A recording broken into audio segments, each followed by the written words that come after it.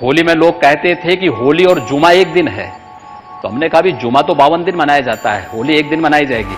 2 घंटे थोड़ा आगे कर लो नमाज का समय। 1200 एनकाउंटर, 40 लोगों को पुलिस ने गोली से मार दिया।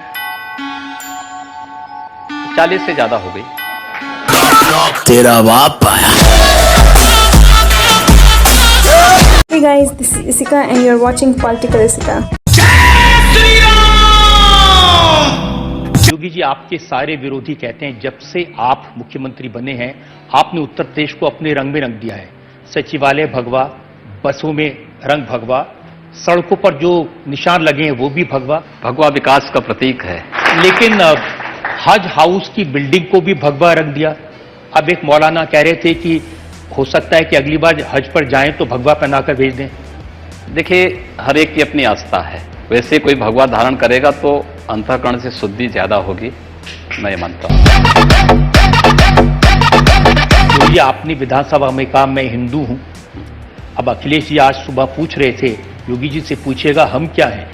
आज उन्होंने हिंदू ताकत को समझा। तो जो लोग कल तक घर के अंदर चुपचाप हनुमान चालीसा करते थे और बाहर आकर कोई टोपी पहन करके पाखंड करते थे, आज कम से कम मंच पे आकर कह तो रहे हैं कि हम हिंदू हैं। लालू जी ने जेल में जाने से पहले ये प्रवचन कहे थे। उन्होंने कहा था कि अगर उत्तर प्रदेश में अखिलेश यादव और मायावती साथ में आ जाएं तो भारतीय जनता पार्टी का सफाया हो जाएगा। अगर लालू जी ही इनके मार्गदर्शक हैं तो स्वाभाविक रूप से समझा जा सकता है कि सपा और बसपा बौद्धिक रूप से कितने परिपक्व हैं।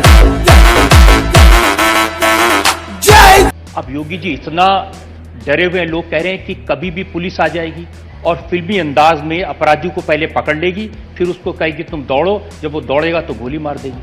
उत्तर प्रदेश जैसे राज्य को नियंत्रित करने के लिए मुझे लगता है कि बिना शक्ति के ऐसे अपराध नियंत्रित नहीं होंगे। और पुलिस को सख्त हिदायत है, मानवाधिकारों का सम्मान करें, हर एक नागरिक को सुरक्षा प्रदान करें, लेकिन बिना किसी भय के प्रदेश के अंदर पुलिस की वर्दी का इकबाल बोलना चाहिए, दिखना चाहिए। लेकिन हां, अगर कोई पुलिस पर गोली चलाएगा तो हम उसकी कोई गारंटी नहीं दे सकते। योगी जी, मैंने तो अखबार में पढ़ा कि जो अपराधी हैं वो पुलिस वालों के साथ हाथ जोड़ते हैं कि हमें जेल भेज दो। यही तो सुधार है कि जो कल तक सीएम हाउस में आकर के किसी मंत्री के साथ जाकर के अपराध को अंजाम देते थे, आज रेहड़ी लगा करके सब्जी बेचने का काम कर रहे हैं। ये परिवर्तन है। सम्मान के साथ काम करिए, हाजिरी लगाइए थाने में जाकर के, कोई अपराध नहीं करूंगा, सार्वजनिक रूप से घोषणा करिए, कोई आपको कुछ नहीं करेगा। लेकिन अगर अपराध करोगे, गोली चलाओगे, तो भाई उसके बाद तो फिर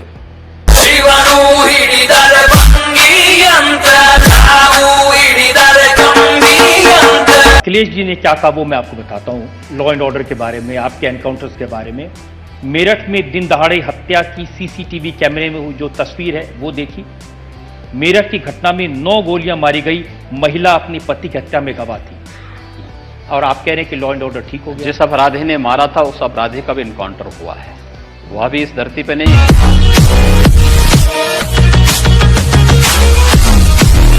राहुल गांधी आजकल याद दिलाते हैं कि मंदिर का ताला उनके पिताजी ने खुलवाया था, राजीव जी ने, और उन्होंने कहा कि हमने हमेशा मदद की है मंदिर की प्रक्रिया में, और अगर हमारी सरकार बनी तो कांग्रेस के लोग कह रहे हैं कि हम बनाएंगे मंदिर। 2004 से 2014 तक क्या कर रहे थे राहुल गांधी? समस्या राहुल गांधी की यह है कि राहुल गांधी को जितना लिख के देंगे वो उतना इमला पढ़ लेते हैं, उसके सिवाय थोड़ा उनको दिक्कत होती है। आपने होली मनाई, आपने दिवाली भी मनाई, पर आपसे जब पूछा गया कि क्या आप ईद भी मनाएंगे तो आपने मना कर दिया। क्या हम ये मान लें कि आप हिंदुओं के नेता हैं? देखिए, मैं मुख्यमंत्री तो पूरे प्रदेश का हूं, 22 करोड़ जनता का मुख्यमंत्री हूं, लेकिन मेरी व्यक्तिगत आस्था भी है। और व्यक्तिगत आस्था ये, मैं वो पाखंड नहीं कर सकता कि घर के अंदर हनुमान चालीसा का वाचन करूं और बाहर जाकर टोपी लगा करके जो है दूसरा प्रदर्शन करूं, ये चीजें नहीं हो सकती हैं। मेरी आस्था मेरे स्थान पर है, मैं उसका पालन कर रहा हूं और मुझे हिंदू होने पर गर्व की अनुभूति भी होती है कि दुनिया की सबसे प्राचीन समृद्ध परंपरा में जन्म लेने का सौभाग्य मुझे प्राप्त हुआ है। लेकिन आपको भी याद रखना चाहिए कि अब अखिलेश जी बहन जी के साथ हो गए हैं, बबुआ और बुआ साथ में हो गए, ये खतरा हो सकता है। हाँ, यही उनका सबसे बड़ी हार है कि उन्होंने अपनी हार स्वीकार कर ली कि अकेले नहीं लड़ सकते, अब एकजुट होंगे। हमारे लिए भी आसान होगा कि अलग अलग उन लोगों से निपटना पड़ता, एक साथ निपट लेंगे। अखिलेश ये कह रहे थे कि जब भारतीय जनता पार्टी ने पिछला चुनाव लड़ा था तो सब जातियों को कह दिया था कि आपको मुख्यमंत्री बनाएंगे, और इस चक्कर में सबने वोट दे दिए और किसी को कुछ नहीं मिला।